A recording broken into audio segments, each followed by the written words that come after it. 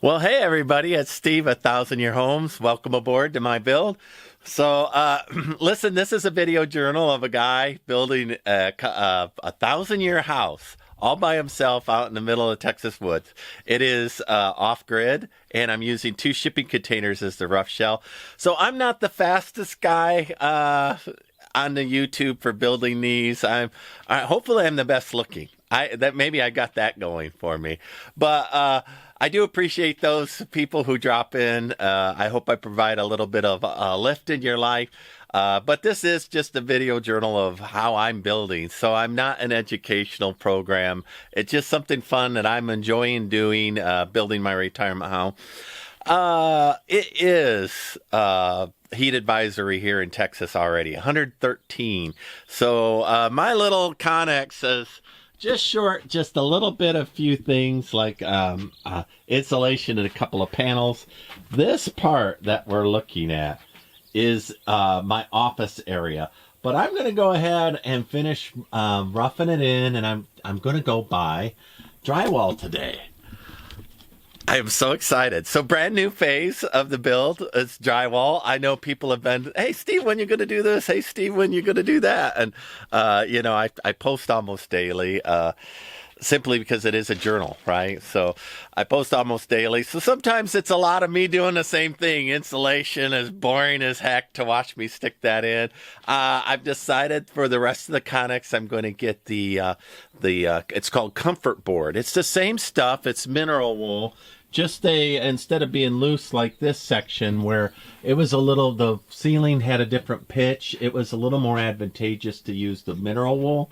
But in the rest of the section, I'm definitely going to do comfort board because this was really hot and, wow, very, very difficult for me to accomplish. So, but drywall today. So I am getting a lot of things done. I haven't updated everything that I've been doing.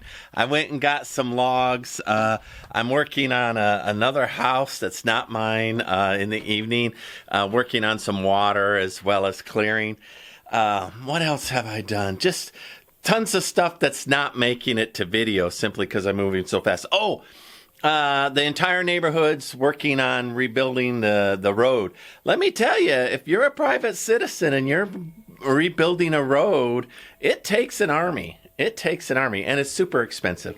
So that's taking a lot of my time, and I don't always have time to even video, and then compile. So I appreciate those who are jumping in there. But today I'm going to go to the big city and get me some 5/8 inch drywall and get this office, hopefully, drywalled this week. We'll see. I've just got to finish up a few things, right? I got to finish up those empty panels there. I need to finish those, and I need to finish this one, and the rest of it's the bathroom, so that's a different phase. So once I'm done with that, then these doors will be put up in there, and I'll have a wall, and then I'll air condition this spot, and I'll move into it and see how I can live in it. All right. So thanks for dropping by. That's a quick update, midweek update. If I take the camera with me, I'll try to videotape myself at Apple Lumber getting the drywall. We'll see. All right, let's do a little inventory here of the drywall that I'm going to need. So I've decided this is more than, these are, I think it's 9'6" up to there, plus the roof. So I end up with about 8'6". I am going to buy 10-foot drywall.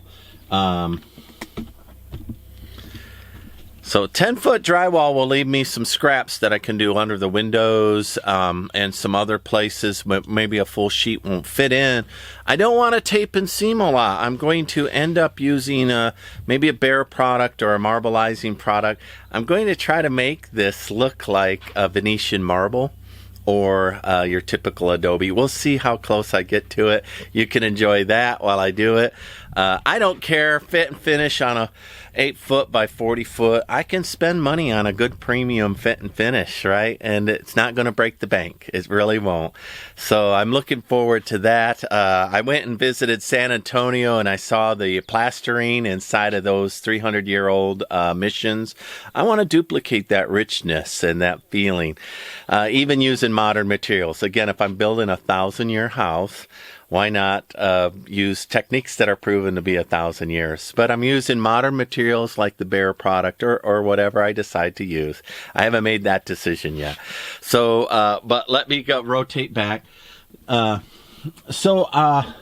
Listen, I'm not going to use 1/2-inch drywall. I'm not going to use 8-foot seams and then cut an extra and patch it in. I'm going to use full 10-foot seams. They're harder to work with, but I'm going to bring my trailer and I'm going to cut them out. And because you see that I don't have as many supports as I would like, so there'll be pockets. And so the 5/8-inch drywall, if I could even find thicker, I would do thicker. But let's do an inventory. So a wall, 1, ceiling, 2, 3, 4, plus the little spare, 5, 6, 7,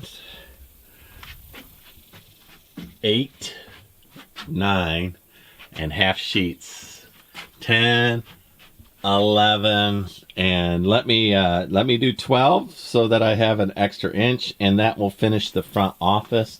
Oh, I am so excited. What a great phase for me. So 12 of the 5/8-inch drywall, and I will consider using the water one underneath the window, so I might add a couple of greenboard in there, but I couldn't find them in 5/8-inch.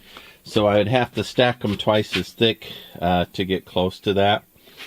We'll see. I think it's smart. If I'm going to experience water damage, it's going to be from somebody leaving a window open, that's somebody being me, or a guest, and then a storm coming up because that's the way Texas is, and then leakage coming in on there.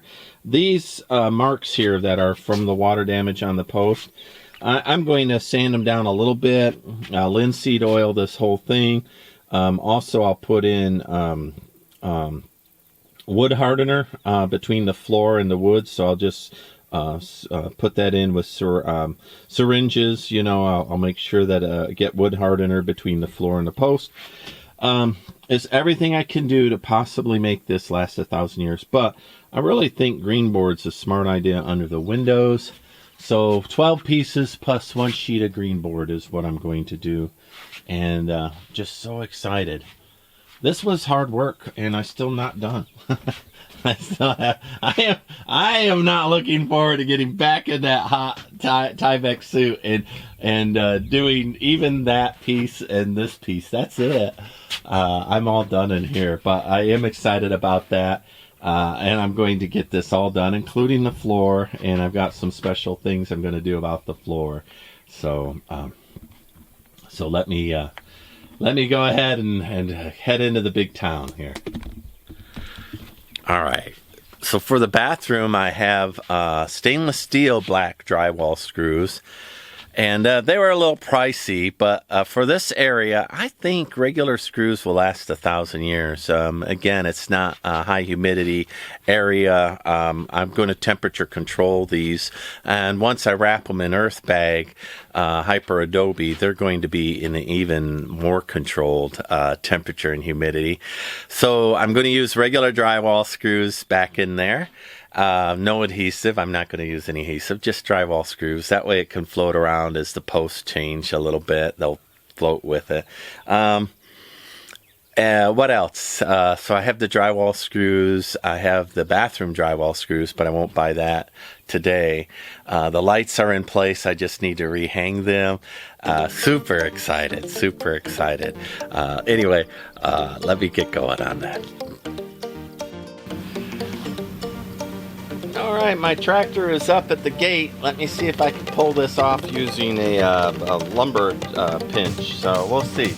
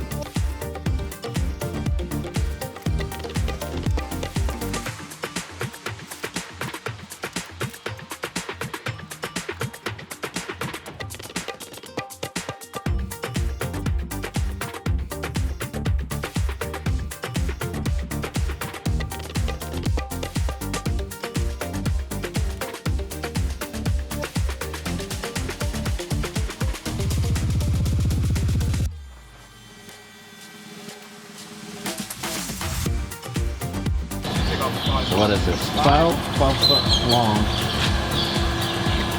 drywall.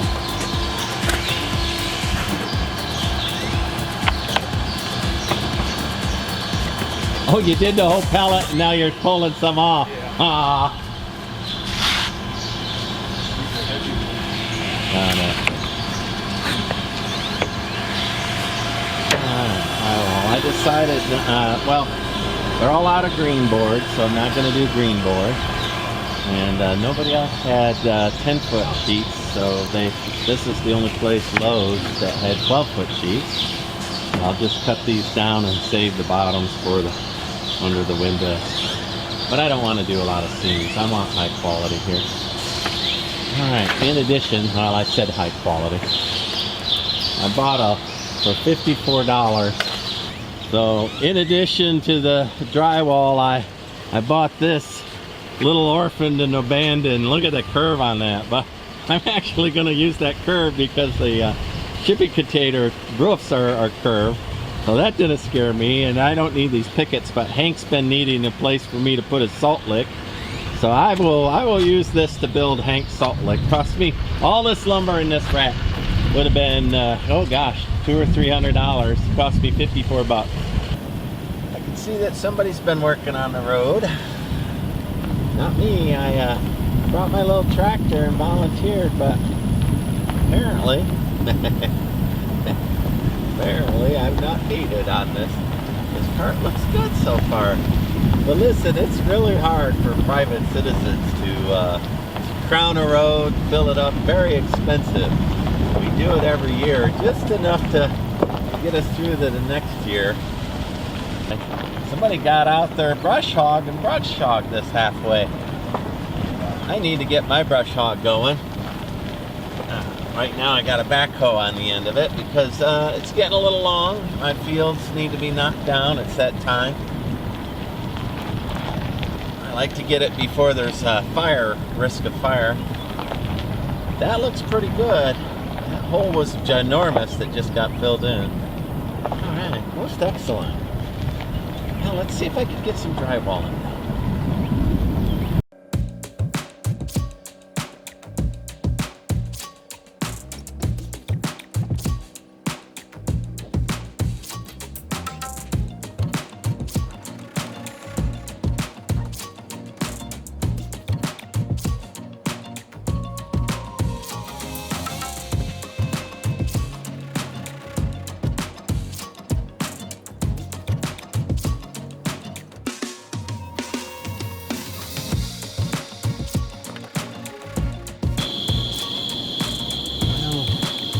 Another long day for me. I'm pretty tired. After 9 o'clock, I mowed the private road so people can start dropping off gravel, and started working on mowing my pasture. The ryegrass and the grass have gone to seed, and oh, I've got some noxious little flowers I want to knock down. That doesn't look too bad.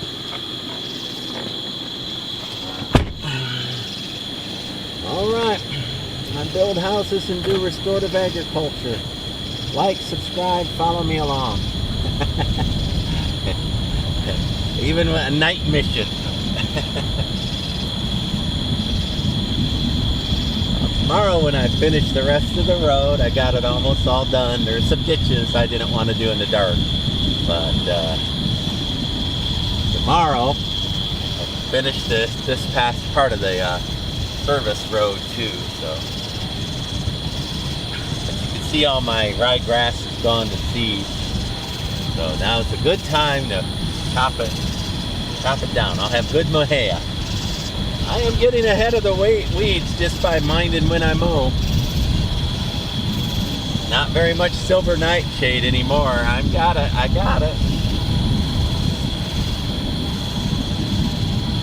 don't know what those coreopsis are fine, but there's a little mean-spirited carrot kind of yellow flower that nothing eats, and I saw a few of them out there. I don't want those at all.